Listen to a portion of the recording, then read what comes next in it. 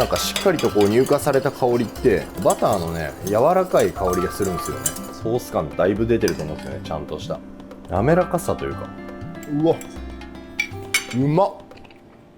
さてどうも皆さんいかがお過ごしでしょうか。今日は、白金台のサーパスですねから料理動画をお届けします。今日やっていくのはフレンチのねクラシックな基本的なソースなんですけど、ブールブランというソースを紹介していきます。主にお魚とかにね合わせることが多いですね。ソースの特徴は何といってもね乳化なんで、その乳化の状態をね分かりやすく比較で乳化してないとこうちゃんと乳化させるとこうだよっていう、そんな感じでやっていきたいと思います。それじゃあ早速やっていきましょう。じゃあ、今日の材料紹介です。ほんとシンプル、バター、白胡椒、砕いたやつです。ちょっと粗めに砕いてます。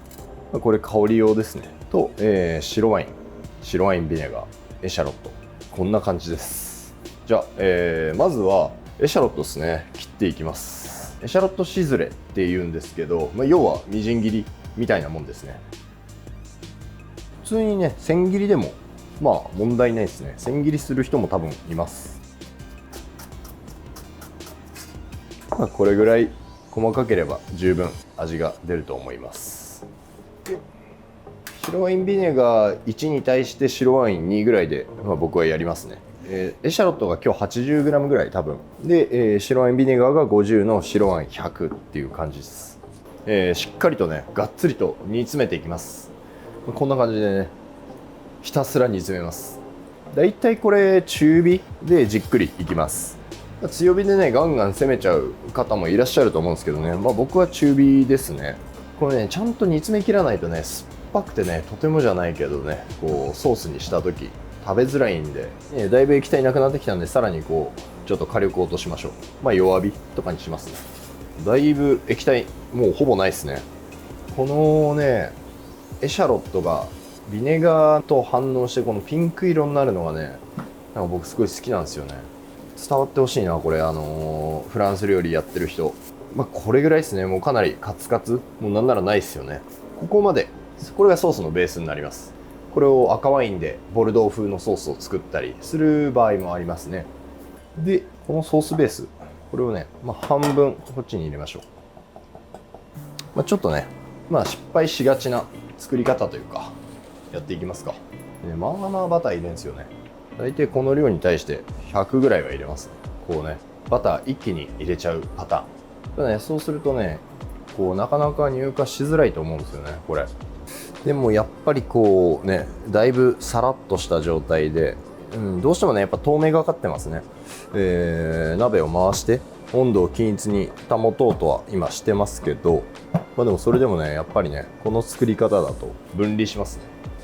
乳化してないんですよね。透明な液体とちょっと白い部分がバラバラになってて、このなんか白いこう膜みたいなのもスプーンに残る感じです。少しこう攪拌することによって乳化を促進はできると思うんですけども、この状態になってくるとやっぱもうサラッとしてて、なんか白いザラザラしたものと、サラッとした液体、半透明の黄色い液体に分かれるような感じですね。じゃあこの後ねちょっと正解やっていきましょうか。でさっきの半量であったかくなってきたんでバター加えていきます。だいたい3回ぐらいにね分けた方がいいですね。で、ゆっくりとね攪拌していきましょう。中火ぐらいですね。ちょっとずつこう泡立て器で溶かし込んでいきます。で溶けきったんでまたさらに追加しましょうか。トータルで例えば 100g 入れますってなったら20g ずつぐらい大体だから 2,3 回、3,4 回かに分けます。マヨネーズとかを作る要領とちょっと似てますかね。まずしっかりと硬いベースになる状態を作る。また少量入れます。しっかりこう攪拌して、もうね最初の段階でバターこうベースでしっかりとエシャロットにすり混ぜてるんで、これぐらいになってくるとねそんな簡単に分離はしないですね。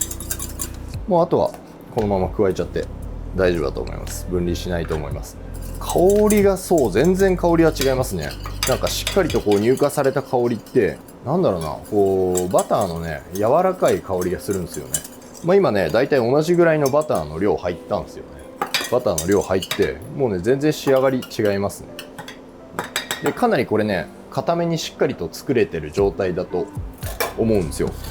ちょっとドロドロすぎたなと思えばあとはもうここから水足してもね全然問題ないんでいくらでも調整できるんですよね。これがしっかりと乳化された状態。まず重たさが全然違う。これがつながってるブールブランソースですね。比べるとこれがなんかこう半透明ってなんか分かる気がするんですよね。すごく半透明な状態で、これねじゃあちょっとそれぞれ裏ごししましょうか。エシャロットも一緒に食べたいっていうのは、ね、全然大丈夫なんですけど、お店で出す場合はねやっぱこれちょっと裏ごししますね。液体だけを。これねまず分離してる乳化されてない方です。もうほんとエシャロットがないとほんとただの溶けたバターですね。で、次が乳化されてある方、ちゃんとつないだブールブランソース。そうバターのねなんて言ったらいいんだろうな、こうくどさが全面に出ちゃう気がするんだよな、その乳化されてないと。で乳化されてるとねやっぱそこが感じないと思います。で、これもねしっかりと絞ってエシャロットに美味しさがあるんで、これをねあんまりこれもシェフによってもしかしたらちょっと違いがあるかもしれないですけど、めちゃめちゃこうグッと絞る人もいれば本当にこう押すなっていう風に教わったシェフもいて、これもねこうまちまちなんですよね。乳化されてる方ですね。ソース感だいぶ出てると思うんですよね。ちゃんとした全然違いますよね。もうこうコスト滑らかさというか、ちゃんと出てる。もうこれは完全にねソースなんですよ。最後にちょっとだけ塩で調整。もうほんとこれだけですね。シンプルなんですけどね、エシャロットの香りとかもすごく良くて、これがね美味しいんですよね。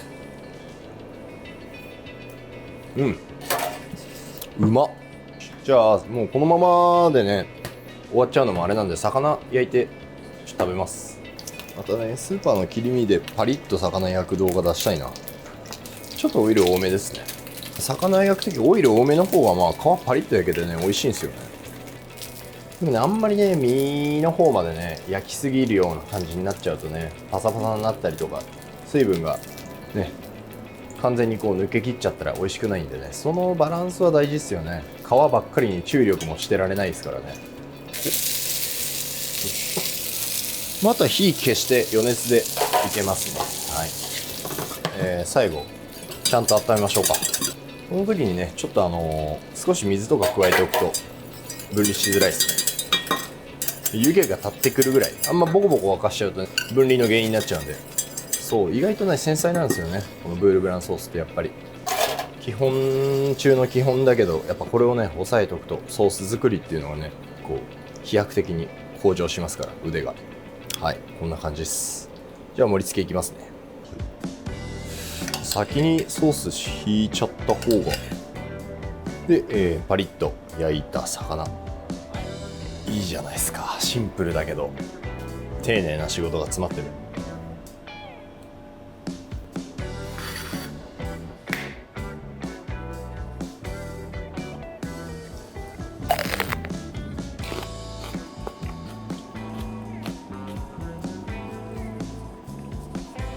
ブールブランソースがねいいっすよね。これたっぷりつけて、うわうまっ。